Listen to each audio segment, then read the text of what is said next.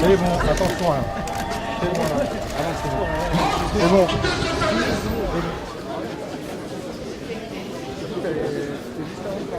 La manipulation des sondages, que je ne vais pas maintenant tirer des plans sur la comète, sur ce qui va sortir des urnes. Moi je respecte le suffrage universel jusqu'au bout, même si il a été scandaleusement biaisé par un matraquage sondagier. J'espère qu'il y aurait un vote en liberté dans les urnes, et pas un pseudo-vote utile, un vote de conviction. C'est ça qui est important pour l'avenir d'un pays. Pour l'instant non, je suis confiante. À tout à l'heure.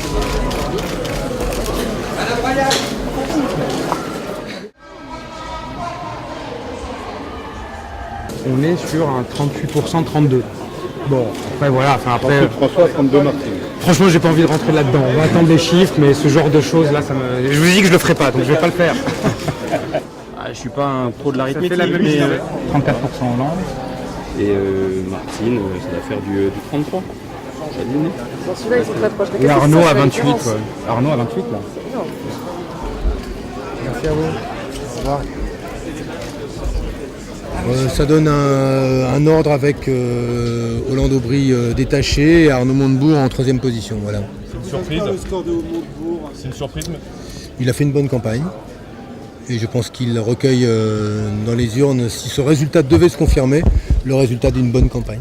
Attendez, est-ce qu'il rallie Martine? Je pense que l'humeur n'est pas au ralliement et Arnaud Montebourg est un responsable politique qui a toujours pris ses responsabilités. Il n'y a pas de raison qu'il ne les prenne pas, mais c'est pas à moi de parler à sa place. Voilà.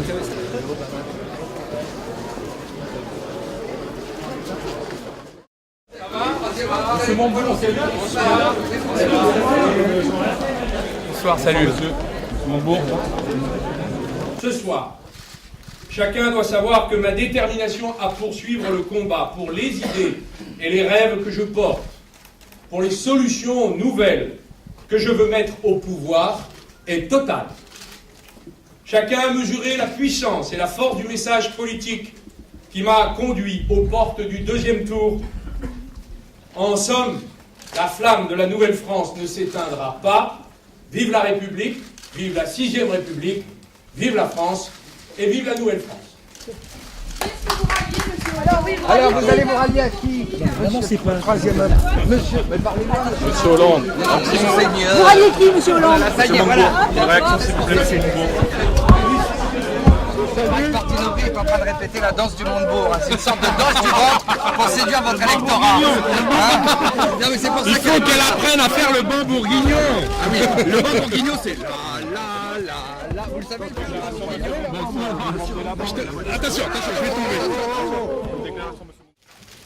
Ce soir, les électeurs des primaires ont majoritairement dit qu'ils voulaient que ça change vraiment, que ça change enfin.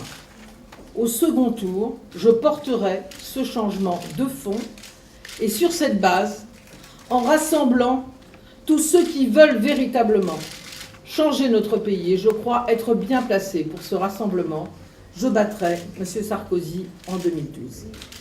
Bravo.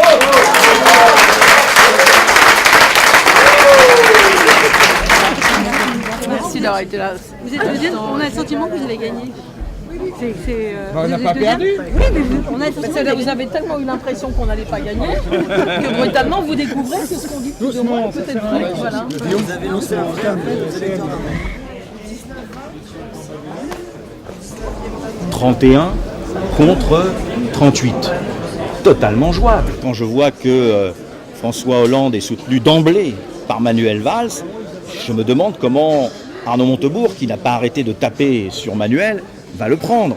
Difficile pour lui aujourd'hui, ce soir, alors qu'il est, de dire mais en fin de compte, ça sera François Hollande. Aujourd'hui, Martine Aubry, ballottage favorable.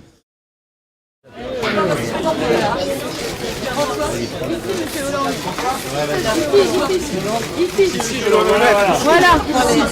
Vous avez eu les candidats au téléphone ce soir? J'en ai eu certains, mais je continuerai à appeler d'autres, mais ça, je ne vous le dirai pas encore, je vous le dirai demain. Hein, parce que là, ce soir, c'était le temps où chacun devait prendre acte du résultat. Est-ce que c'est possible d'avoir les électeurs de Manuel Valls et d'Arnaud Montebourg? Et savez, on est dans une primaire où ce sont les électeurs qui décident. Ça ne veut pas dire que les candidats qui ont été présents au premier tour ne diront pas leurs mots. J'ai compris qu'ils allaient parler tout au long de cette semaine. Mais je veux m'adresser aux électeurs. J'ai entendu des messages qui ont été envoyés, au-delà de ma propre candidature. J'ai entendu ce qui a été prononcé sur d'autres candidatures.